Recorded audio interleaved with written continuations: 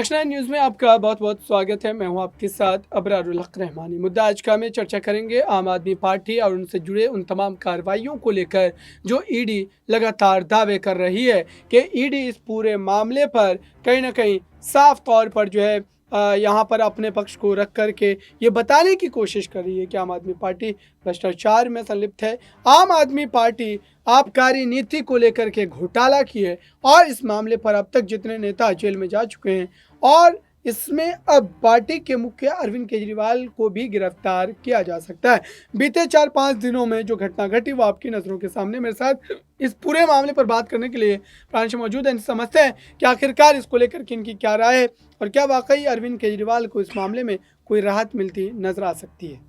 देखिए, फिलहाल जिस तरह से ईडी ने जो समन भेजे हैं अरविंद केजरीवाल को, 3 समन जो भेजे गए और इन तीनों समन को भेजे जाने के बावजूद भी अरविंद केजरीवाल कोई ना कोई बहाना देते हुए नजर आए। पहले वह विपासना सेंटर पहुंचे और इसके बाद यहां से लौट आने के बाद अरविंद केजरीवाल ने साफ तौर पर कहा कि आखिरकार किस लिहाज से उन्हें ये समन भेजे गए। उनका कहना साफ तौर पर यही रहा है कि अगर आपके पास कोई सबूत है तो वो सबूत पेश कीजिए। अगर आपको मुझसे सवाल ही पूछने हैं तो आप मुझे व्हाट्सएप कर दीजिए, पत्र लिखकर भेज दीजिए और कागजों के जरिए आप मुझसे वो सवाल पूछ सकते हैं। तो अरविंद केजरीवाल जिस हिसाब से रणनीति बना रहे हैं उसे अब झारखंड की सियासत से जोड़कर भी देखा जा रहा है, क्योंकि झारखंड के जो मुख्यमंत्री हैं हेमंत सोरेन, उन्हें 7 बार समन भेजा गया और वह अब भी ईडी के सामने पेश नहीं हुए। ऐसे में देखा जाए मिली जुली जो भगत देखने को मिल रही है यहाँ पर तमाम राजनीतिक दलों की, इससे साबित यही होता है अबरार कि कहीं ना कहीं यहाँ पर अरविंद केजरीवाल भी उसी रास्ते पर चलते हुए नजर आ रहे हैं। और देखा जाए जो आज बड़ी खबरें निकलकर सामने आई, आज ये भी देखा गया है कि कैसे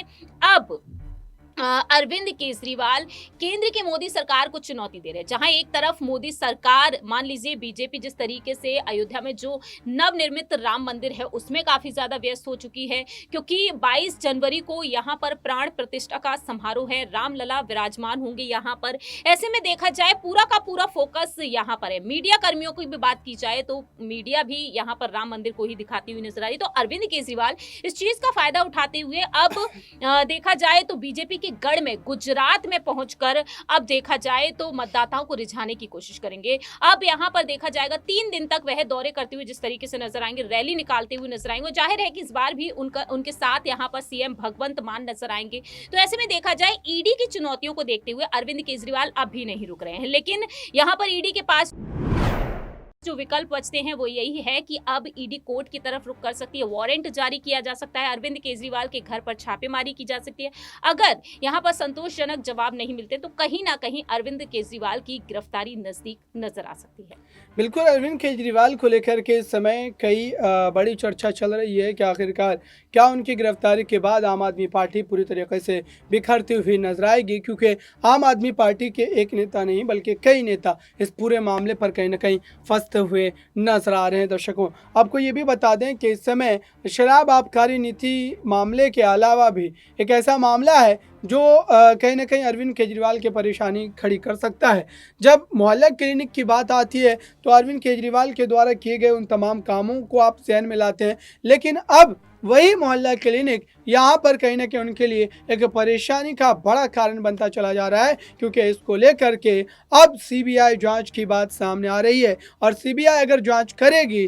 तो साफ तौर पर यह मुद्दा कहीं ना कहीं एक तरीके से फिर से उनके खिलाफ एक बड़ा मोहरा जो है वो बनता हुआ नजर आएगा। और भारतीय जनता पार्टी ने अभी से इस पूरे मामले को लेकर के राजनीतिक निशाना साधना शुरू कर दिया है। इस पूरे मामले पर अगर देखा जाए तो जो है आपको क्या लगता है, क्या अब मोहल्ला क्लिनिक वाला मुद्दा भी कहीं ना कहीं आम आदमी पार्टी को परेशानी में डालने वाला है? वाकई में देखा जाए तो मोहल्ला क्लिनिक का जो मामला सामने आया, इससे पहले यहाँ पर देखा गया है कि जल बोर्ड घोटाले को लेकर भी सवाल उठते हुए नजर आए केजरीवाल सरकार पर। तो ऐसे में देखा जाए जाहिर सी बात है, जिस तरह से एक एक करके घोटाले के नाम जो सामने आ रहे हैं, लिस्ट बनती हुई नजर आ रही है केजरीवाल सरकार के खिलाफ, तो इससे केजरीवाल की मुश्किलें बढ़ेंगी ही। और दूसरी ही तरफ देखा जाए लोकसभा चुनाव है, तो लोकसभा चुनाव से पहले जिस तरह से जो घोटाले सामने आ रहे हैं उसका पूरा फायदा बीजेपी उठाती हुई नजर आ रही है। मौके की तलाश यहाँ पर जो बीजेपी को थी वो मिलती हुई नजर आ रही है। तो ऐसे में अगर वाकई में यहाँ पर अरविंद केजरीवाल, जो खुद को कहते हैं कि वह ईमानदार और साफ छवि वाले नेता हैं और उनकी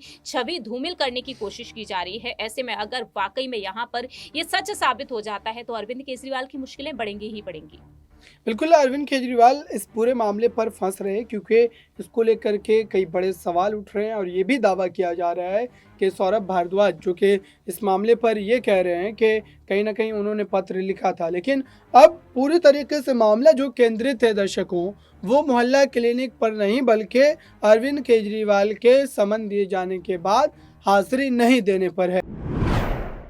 और अब जो बीते 1-2 दिन पहले खबरें आ रही थी और ये कहा जा रहा था कि अरविंद केजरीवाल को गिरफ्तार किया जा सकता है क्योंकि उनके सोसाइटी के बाहर कहीं न कहीं आप कह सकते हैं कि सुरक्षा व्यवस्था जो है वो कड़ी कर दी गई थी। वहाँ पर लोगों को आने जाने में जो है कहीं न कहीं रोका जा रहा था, बाधा जो है डाली जा रही थी। तो ऐसे में क्या अरविंद केजरीवाल को साफ तौर पर कहीं न कहीं अब फंसाने की पूरी कोशिश हो रही है या वाक़ई भारतीय जनता पार्टी जो कह रही है कि आम आदमी पार्टी पूरी तरीके से भ्रष्टाचार की है शराब आबकारी नीति में और इस मामले में शराब माफियाओं के द्वारा, तस्करों के द्वारा आम आदमी पार्टी को जो है कई करोड़ के जो है यहाँ पर कहीं ना कहीं फ़ायदे जो है वो पहुँचाए गए हैं। हालांकि यह आरोप है, लेकिन वहीं दूसरी तरफ एक सवाल ये है कि आखिरकार जो मैं भी केजरीवाल जनसंवाद शुरू हुआ 4 तारीख से, उसका क्या असर चुनाव पर पड़ता नजर आएगा और कितना ज़्यादा आम आदमी पार्टी को राजनीतिक फायदा देखिए मैं भी केजरीवाल जिस अभियान की, जिस संवाद की शुरुआत की गई है और इससे पहले यहाँ पर डोर टू डोर कैंपेन चलाया गया था जिसके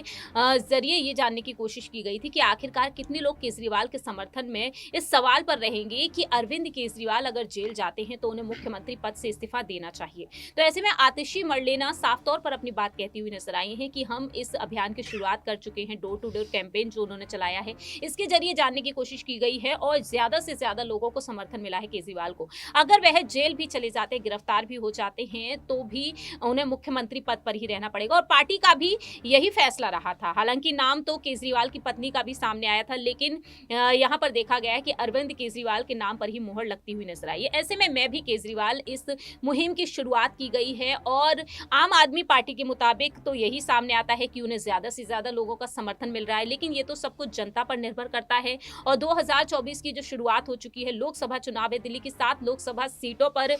चुनाव लड़ने का जो दावा कर रहे थे केजरीवाल, अब यहाँ पर यही देखने वाली बात होगी कि घोटाले में जिस तरीके से केजरीवाल सरकार का नाम उभर कर सामने आ रहा है, ऐसे में कहीं ना कहीं यहाँ पर वोट बैंक छिटकता हुआ नजर आएगा। तो अब देखने वाली बात होगी कि मैं भी केजरीवाल जिस मुहिम की शुरुआत की गई है उसका आगे चलकर कोई सियासी फायदा मिलेगा या फिर नहीं। बिल्कुल, इस पूरे मामले पर जो भी जानकारी होगी दर्शकों आने वाले समय पर आपको बताते रहेंगे। फिलहाल इस खास रिपोर्ट में बस इतना ही। जुड़े रहें बड़ी खबरों के लिए नेक्स्ट 9 न्यूज़ के साथ।